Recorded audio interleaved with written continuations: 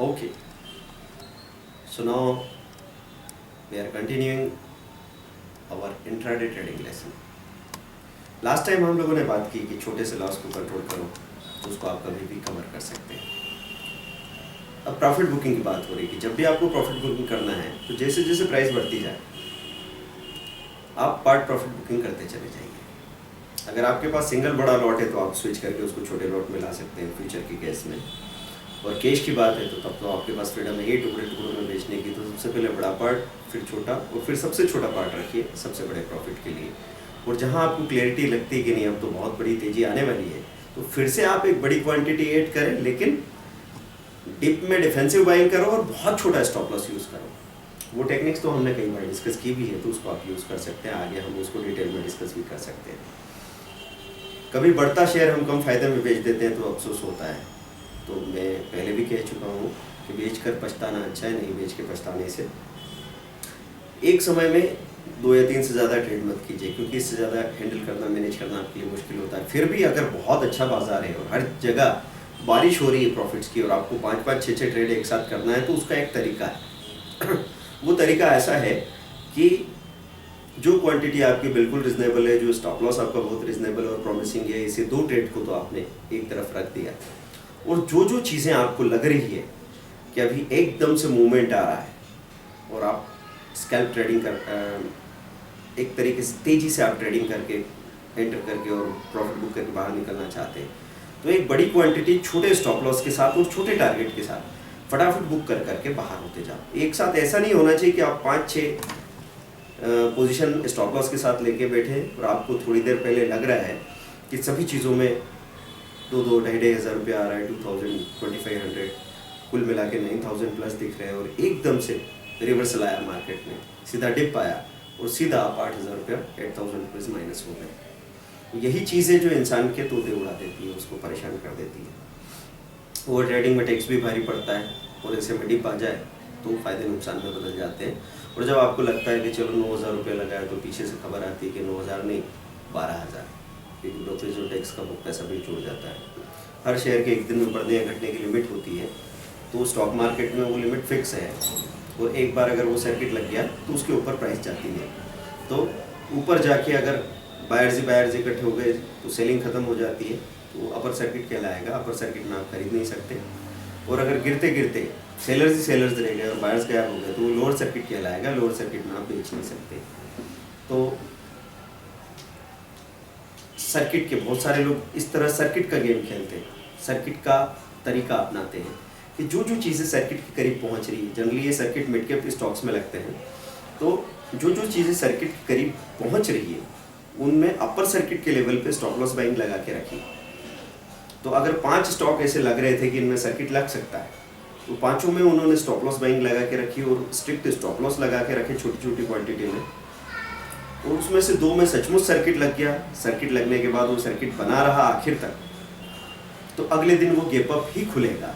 तो उन 2 स्टॉक्स में अगर वो लेके जा रहे हैं तो सीधा सीधा उनको 1.5-2%, 2.5% का मार्जिन मिल जाता है। सुबह खुलते ही, स्टॉक मार्केट खुलते ही पहले मिनट में, बल्कि पहले 10 सेकेंड में उसको बेच के बाहर हो जाते हैं।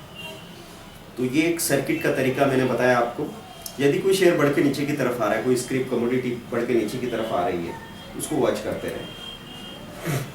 लेकिन सबसे बड़ी गड़बड़ कहाँ होती है, जैसे आपने देखा 3 दिन से कोई चीज़ आपके सामने गिरी, बहुत गिरी, आप उसको वहीं पे खरीद लेते हैं। तो अब वो अभी एकदम से नहीं बढ़ जाएगी, अब वो अगले 5-7 दिनों तक, जैसा उसको बिहेवियर हो 5-7 दिनों तक या 15-20 दिनों तक, वो रेंज बाउंड रहेगी। वो रेंज बाउंड रहने के बाद जिस दिन उसमें बायर्स आए, जिस दिन उसमें वॉल्यूम आए, वो एवरेज के ऊपर जाए तेजी से और सेक्टर सपोर्ट कर रहा, उस दिन बाइंग कीजिए। क्योंकि मैंने लोगों को नुकसान यहाँ भी उठाते देखा है कि सही समय का मतलब जल्दी नहीं होता। बहुत सारे लोग किसी चीज़ को बहुत जल्दी खरीद के बैठ जाते हैं बॉटम में, और ऐसा भी नहीं कि वो उससे ज़्यादा नीचे गिरा हो, वो बैठा रहा वहाँ बॉटम में और बहुत दिनों तक मूवमेंट नहीं आया, तो आपका मन तो चंचल है। तो 5-7 दिनों में आपने एक्सपेक्ट किया हुआ था कि अच्छा खासा 5-10% मिल जाएगा, और वो 2-3% ऊपर गया फिर लुढ़क गया, 2-3% ऊपर गया फिर लुढ़क गया, तो आप थक गए देखते देखते। ये technically double bottom triple bottom बन रहा है। और जब सबसे अच्छा मौका आया, जहाँ से रैली शुरू होने वाली थी, थक के आखिरकार आपने अब वहीं पे चीज़ों को बेच दिया। जैसा अभी हम रिलायंस इंडस्ट्रीज़ में बात कर सकते थे कि किसी ने 860 870 पे बाई कर लिया, अब वो नीचे चला गया वापस 840 845, कभी 50 कभी 55 कभी 60 65, फिर 850 फिर 840 फिर 860 फिर वापस 845। तो आपका पेशेंस जवाब दे जाता है। फिर एक दिन जैसे ही 65 70 हुआ, आपने कहा अब गलती नहीं करूँगा, अब 70 पे आपने सेल किया और अगले दिन वो 900 पे दिखा। तो ऐसी चीज़ें मिस करते हैं आप।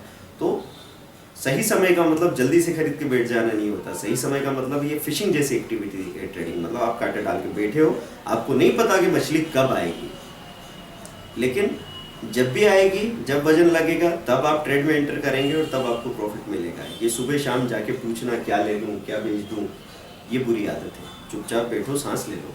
यानी कोई पूछता है आती क्या ले लूँ क्या ले लूँ, क्या दिख रहा है, सांस ले लो। मेरे पास भी जो ट्रेडर सबसे ज़्यादा नुकसान उठाते हैं वो ऐसे ट्रेडर हैं कि उनके दिन में 3 बार फ़ोन आ जाते हैं। जैसे सुबह से कोई टिप्पणी आई अभी तक, कब भेजोगे, अभी कुछ ले लूँ क्या, वो उनको नुकसान होते हैं। क्योंकि कुछ नहीं करने से आपका कुछ बिगड़ नहीं रहा है, लेकिन गलत करने से आपकी कैपिटल में से चीज़ें जा रही है। तो कभी कभी इस तरह का डिस्कशन होता है कि 10,000 रुपये मिल जाए या 10,000 रुपये लग जाए, एक ही बात है। एक ही बात नहीं है। 10,000 रुपये आपको नहीं मिले और मौका चला जाए तो आप आराम से घर जा सकते हो, शक्ल दिखा सकते हो, आराम से सो सकते हो। लेकिन अगर आपके 10,000 रुपये में से 1,000 रुपये रोज जा रहे हैं या 10,000 रुपये माइनस करके घर जा रहे हैं, तो फिर आप सो नहीं पाओगे। और आपके 10,000 ऐसे 10 दिन तक चले गए तो लाख रुपया खत्म और घर बैठना पड़ेगा। तो दोनों बातें एक कतई नहीं है। यदि कोई शेयर बढ़ के नीचे की तरफ आता है तो उसको देखते रहो, फिर उसमें मूवमेंट आने का इंतज़ार करो, और जब उसमें वो मूवमेंट आए, बाइंग मूवमेंट, टेक्निकली उसमें वो बात बने, तब जाके ऑप्शन में बाइंग करो। कल जो शेयर बहुत बड़े, उनमें ट्रेडिंग रिस्की हो सकती है, तो आप सेकंड या थर्ड ऑप्शन को देखो कि जो चीज़ें नीचे से ऊपर की तरफ आ रही है उनमें बाइंग करो, और जो चीज़ें ऊपर से नीचे की तरफ आ रही है उनमें सेलिंग करो। हाई पर शेयर ले लें और लेके बैठ जाए। मतलब लोग स्टॉक्स में डिलीवरी उठाते नहीं है, डिलीवरी चिपक जाती है। डिलीवरी वो गए और उन्होंने ये सोच के लिया कि चलो चीज़ मैं ले लेता हूँ, आज ये सेक्टर अच्छा है, ये अभी प्रॉमिसिंग लग रहा था, सब लोग चिल्ला भी रहे थे चैनल पे। तो ऐसा है कि जो चीज़ भाग रही है उसके लिए सब लोग बोलने लग जाएंगे। जैसे आपने देखा होगा कि सोना जब 32,000 हुआ तो 35,000 40,000 के टारगेट्स आने लगे, और आप घर घर में बातें होने लगी कि यार सोना 40 हो जाएगा, सोना 40 हो जाएगा। तो आपको लगा सब बोल रहे हैं तो फिर वही होगा, और यही तो नहीं होता है। तो हमको क्या देखना है, कोई चीज़ हमने इंट्राडे के लिए बाई की ऊपर के लेवल पे, तो वहाँ तो स्टॉप लॉस बहुत ज़रूरी था कि आपने कोई चीज़ 850 से आपके सामने 880 गई, वहाँ पे बाई कर लिया। अब 880 से वो 890 900 जा रही तो ठीक, नहीं तो 875 और 70 आए तो फटाफट बाहर निकलो। लेकिन आपने देखा वो चीज़ नीचे आ गई तो आप लेके बैठ गए कि नुकसान में कैसे बेचूं। अब वो लुढ़कते लुढ़कते 850, फिर एक दिन आपने देखा 840 आया, तो बोले ठीक है यार थोड़ा बहुत ऊपर नीचे ही होता ही है, ये तो मार्केट है, यहाँ तो ये सब चलता है। अब 840 तक तो आप में बड़ी ताकत थी, 840 से वो फिर 815 आ गया, तो आप बोलते अरे यार बहुत नीचे आ गया, क्या हो गया इसमें। और एक दिन जब मार्केट में तीसरी कैंडल बनती है, वो सबसे बड़ी बनती है, उस दिन जब आपने 770 देखा तो फिर आपके मुंह से गाली निकली, यार अच्छा खासा फंस गए यार, इससे तो वहीं निकल जाते तो अच्छा था। तो ये गड़बड़ क्यों हुई कि आपने लिया था इंट्राडे के लिए और उसको डिलीवरी बना डाला। और डिलीवरी के लिए अगर आप शेयर उठा रहे होते तो फिर आप दौड़ती हुई ट्रेन पे नहीं चढ़ते, फिर आप ये चीज़ देखते कि जो पिछले हफ्ते पिछले महीने में जो सबसे अच्छी गिरी है वो चीज़ मैं उठा के रख लेता हूँ, और अभी हो सकता है 5-10 दिन तक ये हिले भी नहीं, लेकिन अल्टीमेटली ये ऊपर जाएगी तो मुझे 5% मिल जाएगा, मैं बेच के बाहर आ जाऊँगा। तो ये चीज़ को समझना है। फिर दूसरी बात, बढ़ने और गिरने के जो तरीके हैं उस पर बात कर रहा हूँ कि कोई स्टॉक, कोई शेयर या कोई कमोडिटी, जब स्टॉक की बात करें तो 1% तक जब गिरता है तो बड़े तमीज़ से गिरता है, ऐसे धीरे धीरे जाता है कि आपको लगता है कि ओके कोई बात नहीं।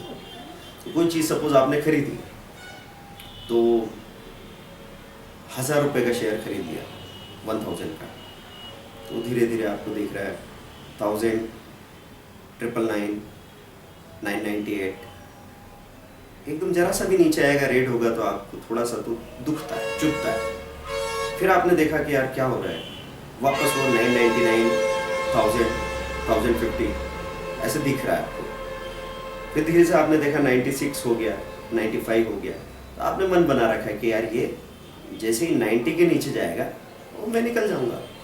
तो चीज़ें जब 1% तक गिरती है तब तक बड़ी तमीज से जाती, तो आपको लगता है चीज़ें सब आपके कंट्रोल में रहेगी।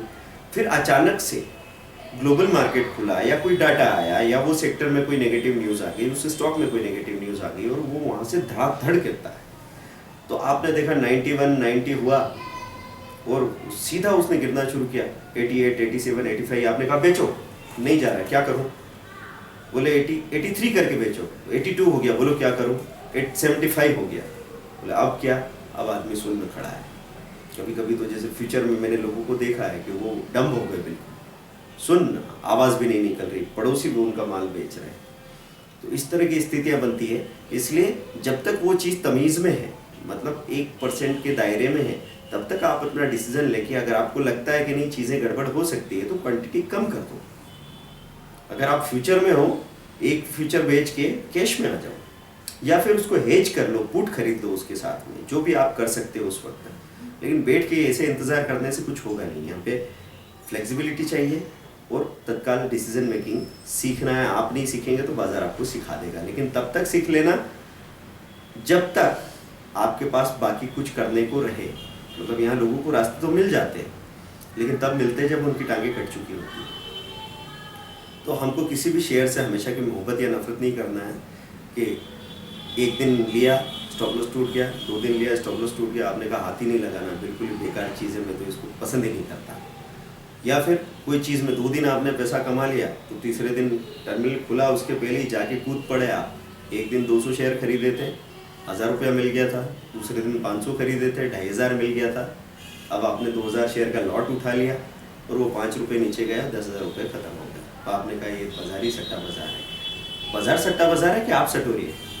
समझो इस बात को कि क्या कर रहे हैं हम लोग। हम लोग अगर किसी और बिजनेस में या जॉब में होते तो क्या हम तीसरे दिन अपने सैलरी में बढ़ोतरी मांगते हैं? या आप एक दुकान पे खड़े रहते हैं 2 साल तक और वहाँ पे रोज अगर 2000 रुपये का मुनाफा होता है तो 2-2,500 ही रहता है ना, उसको हम अगले दिन 5000 तो बनाने नहीं चाहते। तो अगर आपको ये बिजनेस लगता है तो यहाँ पे किस तरह का तमाशा हमने लगा रखा है। तो मंदी में जैसे तेजी में खरीदने का सौदा हम नीचे लगा के रखते हैं बाइंग के लिए, वैसे मंदी में बेचने का सौदा ऊपर लगा के रखो। जैसे आपने चार्ट खोला, आपको दिख रहा है चीज़ें गिर रही है, तो जैसे अभी आज मैंने निकल का कॉल दिया था, निकल में मैंने वो 877 था और 882 पे उसका एवरेज था, एटीपी था, तो मैंने 877, 79 पे सेलिंग बोली, 82 पे स्टॉप लॉस लगाया। तो डिफेंसिव सेलिंग किया आपने।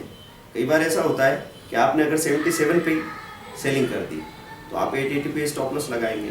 एक लहर में वो 880, 81 तक गया और एवरेज के नीचे से ही वापस पलट गया, तब तक आप तो बाहर हो गए ना।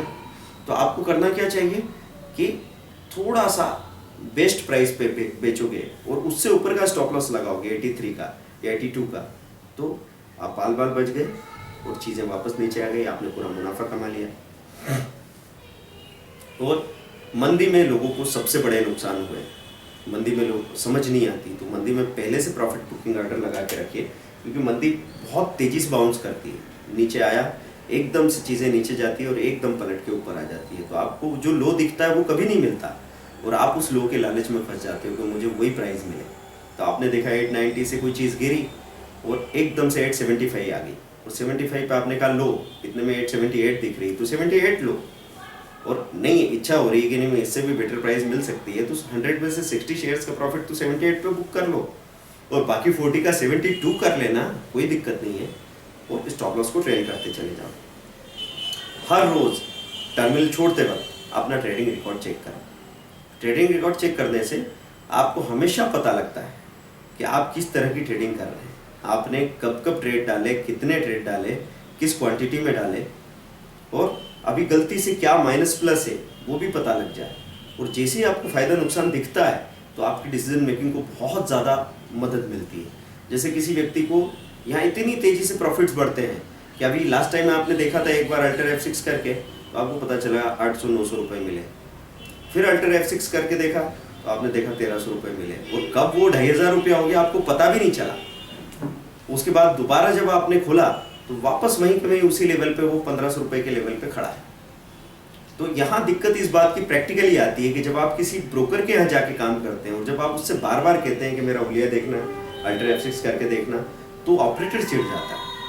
तो उस चक्कर में हम लोग झिझकने लगते हैं। और इसीलिए मैं आप लोगों से कहता हूँ कि अगर आपको एक अच्छा ट्रेडर बनना है तो आप बोलते हैं मुझे ट्रेडिंग ऑपरेशन नहीं आते, मेरे घर पे कंप्यूटर नहीं है, मेरे यहाँ नेट कनेक्शन नहीं है, तो साल का लाख रुपया खत्म कर सकते हो आप। 20,000 रुपये का कंप्यूटर नहीं खरीद सकते, 500 रुपये 1000 रुपये का नेट प्लान नहीं ले सकते, जिससे आपकी पूरी फैमिली को हज़ारों तरह के फ़ायदे होने वाले हैं। हम बताएंगे क्या फ़ायदे हो सकते हैं। तो किसी भी चीज़ में जो तैयारी आप कर सकते हो, जो आपको करना चाहिए, वो बिल्कुल कीजिए, क्योंकि हर रोज़ एक ऑपरेटर के भरोसे रहने की वजह से आप या तो 1000 रुपया कम कमा रहे हो या 2000 रुपया नुकसान लेके आ रहे हैं। और कई सारी चीज़ें जो आपको सीखनी चाहिए, जो आपके कंट्रोल में होनी चाहिए, वो आपने सीखी नहीं। तो मैं आपको सजेस्ट करूंगा कि अपनी स्पीड को भी बढ़ाते जाइए, क्योंकि ये जो म्यूज़िक आप बजाते हैं, जितने अच्छे तरीके से आप बजाते हैं उतना पैसा मिलता है, उतना पैसा बरसता है। तो आपकी उंगलियां सही चलनी चाहिए। तो ट्रेडिंग के लिए मैं आपसे ये कहूँगा कि आपके अंदर जो घबराहट होती है, विचार बहुत चलते हैं, आप घबराते हैं, वो तो स्थिर रहे और उंगलियां तेज चले।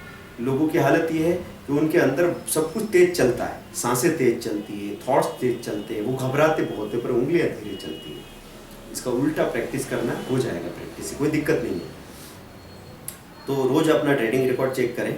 स्टॉक मार्केट के केस में अगर आपका फ्यूचर है तो फ्यूचर को आपने रख लिया तो ब्रोकरेज तो वही सेम लगने वाली है। लेकिन अगर आपने डिलीवरी उठा के रख ली तो बिल्कुल कैलकुलेट करके रखना कि आप उसका कितना ब्रोकरेज टैक्स पे करने वाले हो। कभी कभी ऐसा हुआ कि लोगों ने 1000 रुपये का शेयर था और वो 892 बंद हो रहा है, 992 बंद हो रहा है, मतलब 8 रुपये नीचे बंद हो रहा है। तो सोच रहे हैं कि नुकसान हो रहा है, ये सोच के वो घर ले गए। अब घर ले गए तो उनको ये पता नहीं कि 10-12 रुपये के आसपास ब्रोकरेज टैक्स लग जाएगा। और वो चीज़ अगर कल इसी लेवल पे खुल गई या 1000 रुपीज़ के लेवल पे भी खुल गई जो कल का प्राइस था, तो भी आप नुकसान में हो। तो ब्रोकरेज और टैक्सेस का कैलकुलेशन उंगली पे गिनना सीख लीजिए। तो अगर जब 5 पैसे की ब्रोकरेज है, मैं ऐसे बताता हूँ, जैसे 100 रुपये का स्टॉक है और 0.05% ब्रोकरेज है, तो 100 रुपये पे आपका जो ब्रोकरेज लगेगा 10 पैसा और डिलीवरी में 1 रुपया। 200 रुपये पे 20 पैसा, डिलीवरी में 2 रुपया, और उसका आधा टैक्स जोड़ लीजिए। इस तरीके से फटाफट उंगली पे, क्योंकि आपको इतनी फुर्सत नहीं है, इतना समय नहीं मिलेगा कि आप कागज़ पे लिख के कैलकुलेट कर सको। तो अगर बार बार इस चीज़ को कैलकुलेट करोगे, इसके लिए मैं अलग से एक लेसन बनाने वाला हूँ, तो आप समझेंगे उस चीज़ को, वहाँ तत्काल डिसाइड करके और प्रॉफिट को बुक करो। शॉर्ट सेलिंग के अगर शेयर रह गए, कई बार तो आपका ऑनलाइन अकाउंट है तो उसमें ये फ़ायदा है कि वो अपने आप वो 3.10 3.15 पे पूरा स्क्वायर ऑफ कर देते हैं, और आपने इंट्राडे बोल के लिया है तो वो पोजीशन आगे नहीं कैरी होगी। लेकिन बाकी दूसरे ब्रोकर्स के यहाँ पे ये पॉसिबल हो सकता है कि अगर आपने नहीं बोला बेचने को तो वो नहीं बेचेंगे, अगर आपने नहीं बोला खरीदने को वो नहीं खरीदेंगे, और गलती से अगर आपके शेयर शॉर्ट रह गए तो वो तीसरे दिन ऑक्शन में चले जाएंगे। तो उसमें आपको कितना नुकसान होगा वो आप भी नहीं जानते, क्योंकि उसमें जो पेनल्टी लगती है, जिस तरीके से वो खरीदते हैं, तो ±20% तक का नुकसान आपको हो सकता है। होता है, ज़रूरी नहीं है। तो गलती से जो शेयर आपके माइनस रह जाते हैं वो इसलिए रह जाते हैं कि जब भी आप टर्मिनल छोड़ते हैं, आपको आदत नहीं है कि आप अपना ट्रेडिंग रिकॉर्ड चेक करें। पहली बात, F3 से ऑर्डर बुक चेक करें, जो पेंडिंग ऑर्डर बेकार रह गए हैं उनको हटाओ, और ट्रेड बुक में एफिट करके चेक करो कि सारे ट्रेड्स हो गए कि नहीं, वो पूरी क्वांटिटी में हो गए कि नहीं। ठीक है। शुरू में डे ट्रेडिंग छोटे पैमाने पे करें, तो शुरू में आपको ये चीज़ सीखनी होती है कि छोटे पैमाने पे काम करके और एक सिस्टम को डेवलप करो। जैसे मैकडोनल्ड ने किया है कि उन्होंने एक जगह पे अपने रिटेल स्टोर को सक्सेसफुली चलाया, साल भर 2 साल चलाया, उसकी रेसिपीज डेवलप की, उसके सिस्टम को डेवलप किया, और फिर उस सिस्टम को स्केल अप कर दिया। फिर वैसे 50 स्टोर हुए, 100 स्टोर हुए, हज़ारों स्टोर्स हो गए, और वो लाखों रुपए अरबों रुपए कमा रहे हैं। तो हमको भी वो चीज़ सीखना है अगर हम रियल बिजनेसमैन बनना चाहते हैं। लेकिन हम रियल बिजनेसमैन तो है नहीं, तो हमारी गेमलर वाली अगर आदत बन चुकी है कि आज 1000 ले लिया, कल 2000 ले लिया, परसों 10,000 रुपये कमाने उठ के चले आए, तो 10,000 अगर लेने आ रहे हो तो 20,000 रुपये जाने के पूरे चांसेस है। क्योंकि जितने बड़े पाइप से पानी अंदर आ सकता है उतने ही बड़े पाइप से पानी बाहर भी जा सकता है, क्योंकि पाइप तो आपने बड़ा ले रखा है। तो आप उस बात को समझें।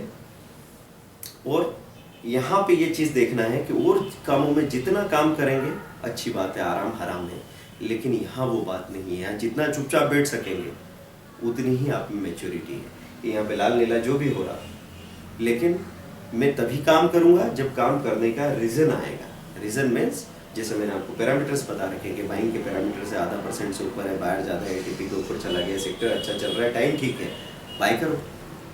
अगर ऐसा कोई कारण नहीं है और कोई क्लैरिटी नहीं हो रही तो फ्रस्ट्रेट होने की कोई ज़रूरत नहीं। गाने सुनो, चार्ट देखो, बीच बीच में स्टडी करो, इधर उधर की बातें करो, ब्रोकर की चाय पियो, मस्त रहो। आपने कौन सा लोन ले रखा है जिसके लिए आप परेशान हो रहे हैं?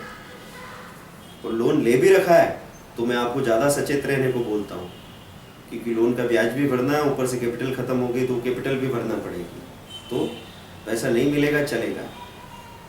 मैं आगे आपको एक बहुत अच्छा सेशन दूंगा जिसमें मैं आपको बताऊंगा कैसे किसी व्यक्ति ने एक एक शेयर की ट्रेडिंग से काम शुरू किया और साल भर के अंदर कैसे वो 500 शेयर्स की ट्रेडिंग से उसने एक दिन में 1,10,000 रुपये बनाया। वो चीज़ समझ के आपको पता लगेगा कि ट्रेडिंग का सही तरीका क्या होना चाहिए। तो महीने में अगर 22 ट्रेडिंग सेशंस आते हैं, एक मंथ में 22 ट्रेडिंग सेशंस होते हैं, 5-7 दिन क्लियर तेजी होती है, 5-7 दिन क्लियर मंदी होती है, 10-12 दिन बिल्कुल क्लियर होते हैं जिसमें आप पूरे 30 दिन के लिए कमाई कर सकते हो।